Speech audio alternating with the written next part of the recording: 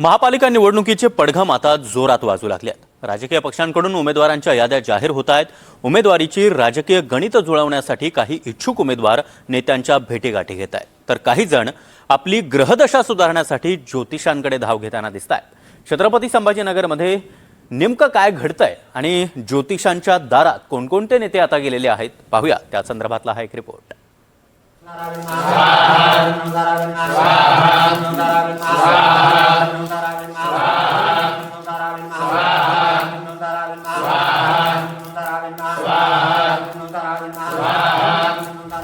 ही पूजा आणि होम हवन पाहिलत ना, मध्ये चौरंगावर गुरुजी बसले आहेत। गुरुजींच्या उजव्या बाजूला 4 जण आणि डाव्या बाजूला 4 जण आहेत। गुरुजींनी मंत्र म्हटला की त्यांनी फक्त स्वाहा म्हणायचं।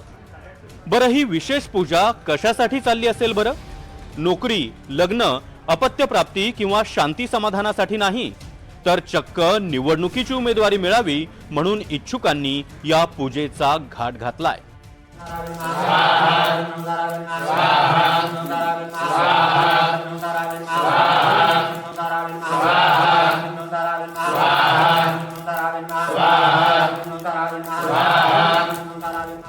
हा व्हिडिओ आहे छत्रपती संभाजीनगर मधला। इथं इच्छुक उमेदवारांनी तिकिटासाठी आणि निवडणुकीत विजयासाठी पूजेचा आधार घेतलाय। संभाजीनगर मधील प्रसिद्ध ज्योतिषशास्त्री अनंत पांडव गुरुजी यांच्याकडे हल्ली उमेदवारांची मोठी रांग लागली आहे। आतापर्यंत 10 ते 15 इच्छुकांनी त्यांची भेट घेऊन कुंडलीतील दोष दूर करण्यासाठी विशेष पूजा विधी केलाय।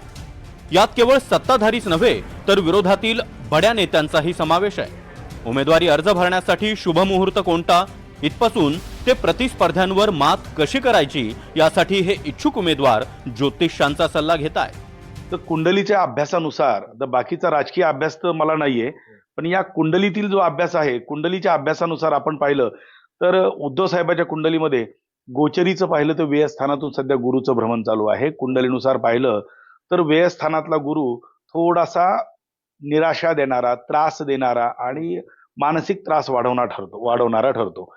त्याचबरोबर बघितलं त्यांच्या कुंडलीतून तर एक आहे की काही विशिष्ट स्थानातून राहू आणि केतूचं भ्रमण होत आहे, तर अचानक काहीतरी बदल होण्यासारखा किंवा अचानक असा काही त्यांना शेवटच्या वेळेला सकारात्मक परिणाम काही दिसण्यासारखे असे काहीतरी योग अचानक घडून येतील आणि थोडं सकारात्मक वातावरण त्यांच्या प्रती होण्याची दाट शक्यता या ग्रहांनुसार होत आहे। निवडणुकीच्या रिंगणात उतरण्यापूर्वी अनेकांना आपल्या कुंडलीतील राहू, केतू किंवा शनीच्या दशेची भीती सतावते। हे दोष दूर करण्यासाठी नवग्रह शांती, रुद्राभिषेक आणि बगलामुखी अनुष्ठान यांसारख्या विशेष पूजा केल्या जात आहेत। काही उमेदवार तर आपली उमेदवारी नक्की व्हावी म्हणून गुप्त पूजा देखील करत आहेत। राजकीय प्रयत्नांना नशिबाची साथ मिळावी यासाठी ही आध्यात्मिक तयारी सुरू आहे। कुंडली पाहतोय तर राजसाहेबांची कुंडली सध्या खूप चांगली सकारात्मक आहे। सकारात्मक ग्रह त्यांचे आपल्याला पाहायला मिळतात कुंडलीमध्ये, तर त्यांच्या ग्रहांचा बळ उद्धव साहेबांच्या कुंडलीला निश्चितच काही ना काही फायदेशीर ठरणार आहे। अचानक लास्ट मोमेंटमध्ये यामध्ये बरेचसे काही बदल घडून येतील आणि याचा फायदा निश्चितच या दोघांना होणार आहे। दोघांची कुंडली दिसते शेवटच्या वेळेला अचानक काहीतरी त्यांना लाभ होण्याची दाट शक्यता आहे। छत्रपती संभाजीनगरमध्ये यंदाची निवडणूक अत्यंत चुरशीची होणार आहे। उमेदवारी अर्ज दाखल करण्याच्या तारखेपासून प्रचाराच्या नारळ फुटेपर्यंत प्रत्येक गोष्ट मुहूर्तानुसार व्हावी असा इच्छुकांचा आग्रह आहे। केवळ उमेदवारच नाही तर त्यांचे कुटुंबीय देखील मंदिरात साकडं घालताना दिसतात।